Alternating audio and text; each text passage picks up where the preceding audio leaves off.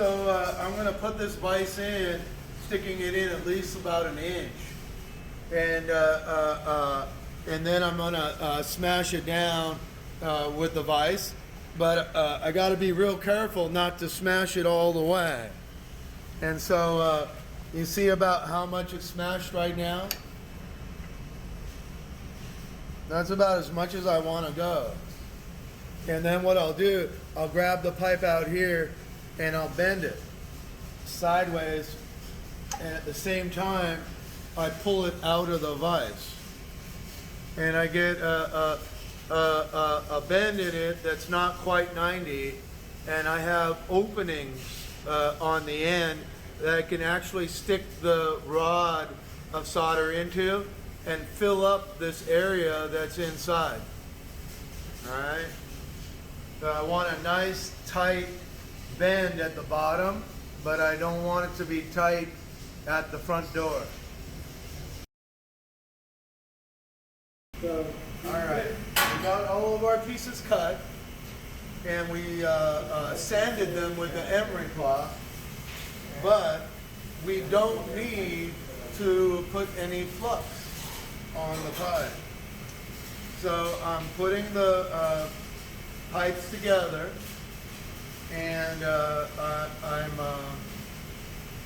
getting it ready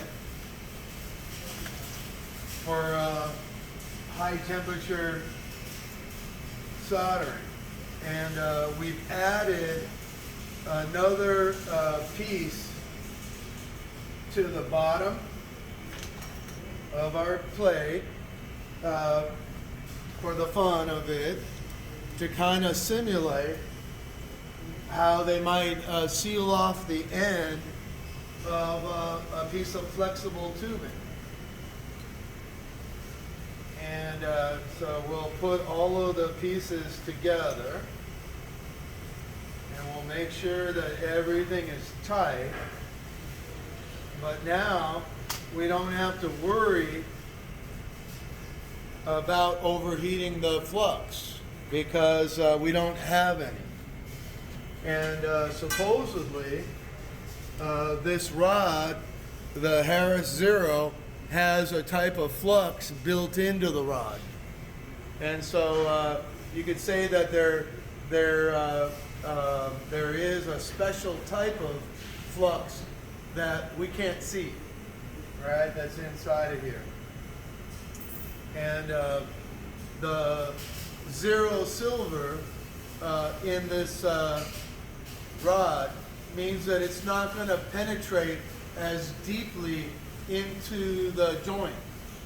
And when it goes into the joint like that, we call it capillary action.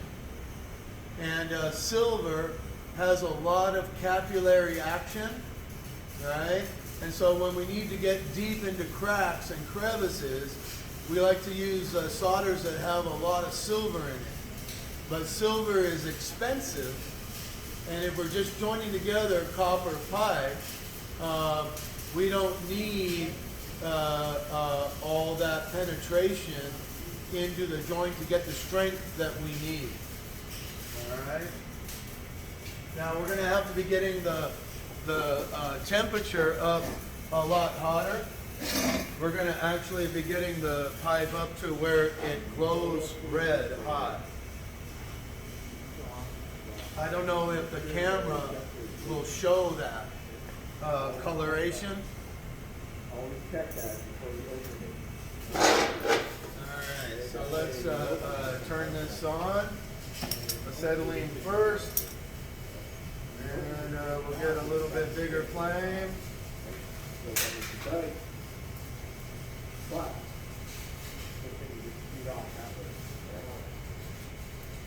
Get our torch just a little bit hotter than the last time. And again, we'll use a carbonizing flame. And this carbonizing flame, right, will not damage the pipe or the solder. Carbonizing flame, when we weld, it'll damage the steel.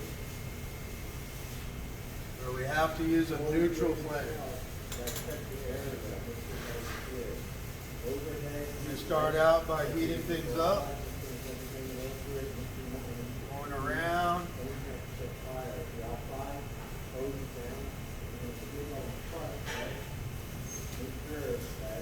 Get things out of the way that are close.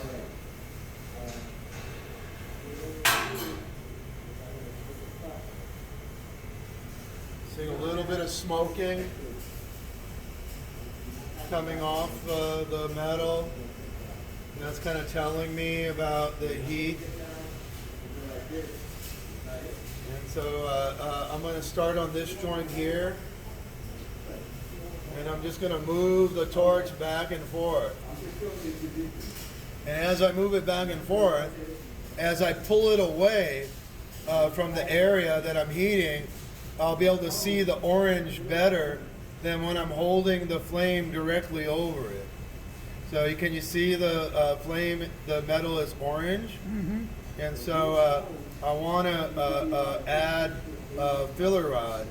And I got to make sure that I don't just hold my torch in one spot. And I want to make sure that I work the metal into the joint and bring it down to what I call 3 o'clock and 9 o'clock. So I'm talking about the sides of the joint here. And I'll move my way around the pipe, getting everything to turn orange before I start adding any metal. If I add my filler metal too soon, then in the process of heating up the pipe to the right temperature, I'll overheat the metal that's already on top of the pipe.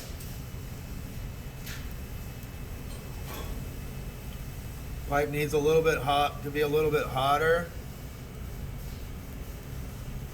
All right, and again, I want to make sure that I get down at least to 3 o'clock and 9 o'clock. Well, when I'm all done on this side here, I will flip it over and make sure that I got it all the way around. Because we don't have any silver in this filler rod, like I was saying before, it doesn't like to go deep into the joint. And you know, we're always a little bit scared that we're going to burn a hole in the pipe. And so a lot of times we don't get it quite hot enough to go all the way around by itself. And that's okay.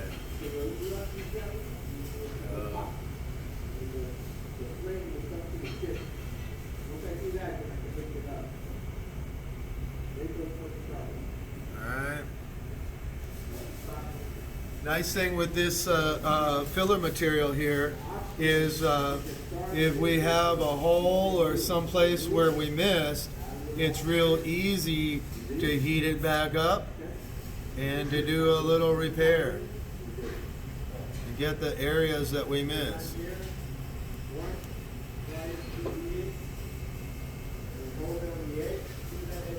And I would say it's almost impossible to overheat the filler material, whereas before with the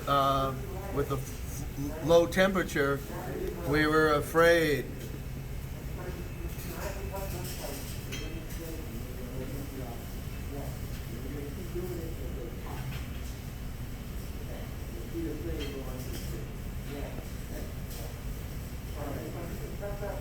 The whole joint is nice and hot, and we'll add some filler rod. Right, we're using the flame much more to actually help us get this into the joint. right? Where with the low temperature, I tried to avoid having the flame and the touch the filler material. Now I got a small piece of rod left. It's getting to where I want another piece. And what we'll do is we'll weld the little piece and the new piece together.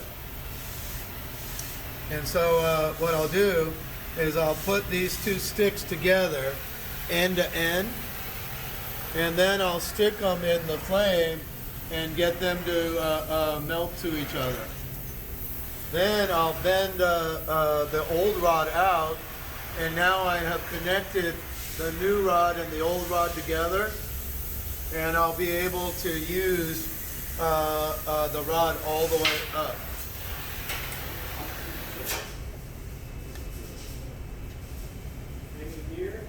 Now here's our last joint, and we got to be careful because we got some low temperature solder on the threaded fitting. So I'll do that pipe last. And we're getting hot.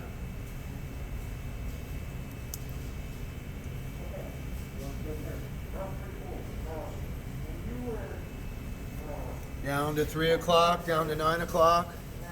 Come to the opposite side. Get it nice and hot. We're getting close to the area where we started, so everything should be preheated quite a bit, pretty well. And now our last joint. I want to do this kind of quick so I don't melt the solder. And there we go.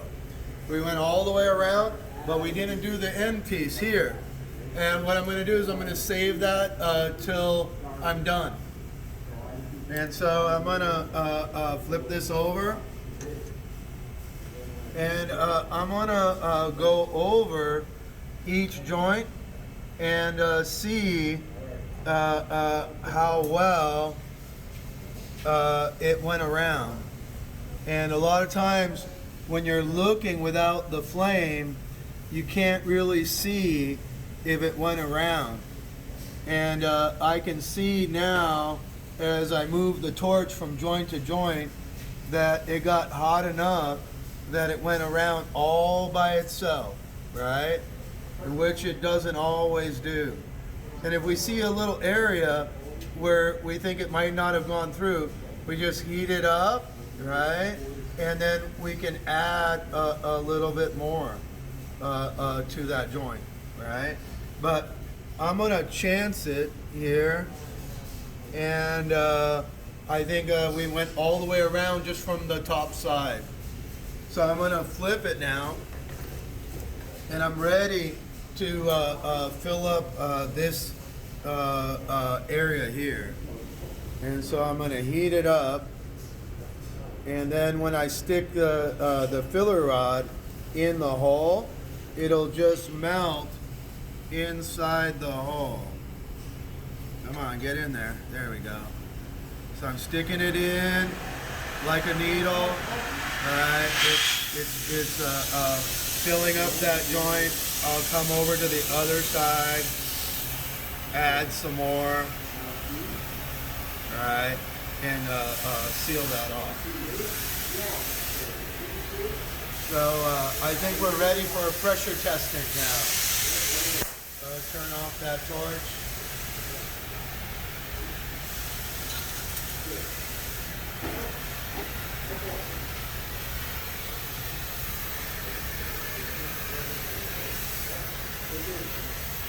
Leave it over there.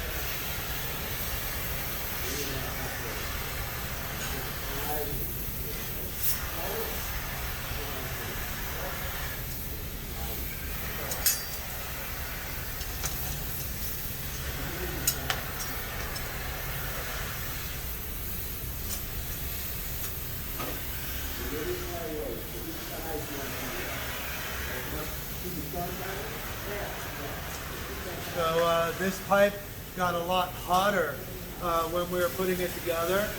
So we run the risk of annealing the pipe more than when we did the low temperature solder, which means that this pipe can get really soft if we dunk it in the water too soon. All right, but I'm gonna stick it in anyway.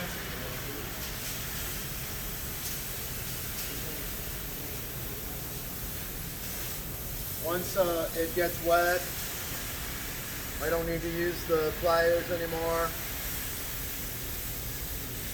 The hottest part right now is probably that side right there, so I did it last. Now that we dunked it, the whole thing is cool enough that I can hold it without any gloves. But we'll screw this on.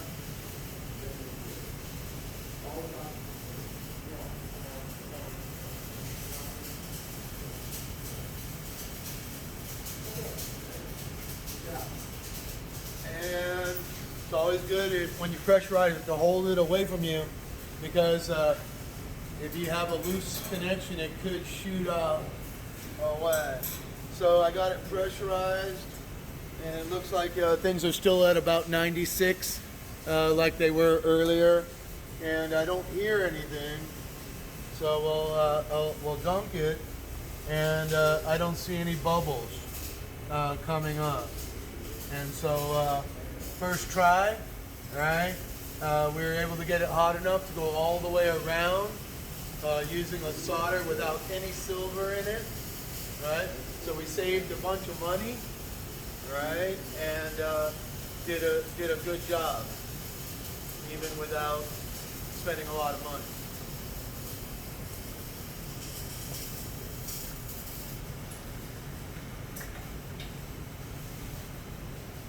So there's the two projects, right? And you know, it takes the majority of the time is cutting and measuring and sanding, right? The welding part or the brazing part or the soldering part is always the shortest that we do.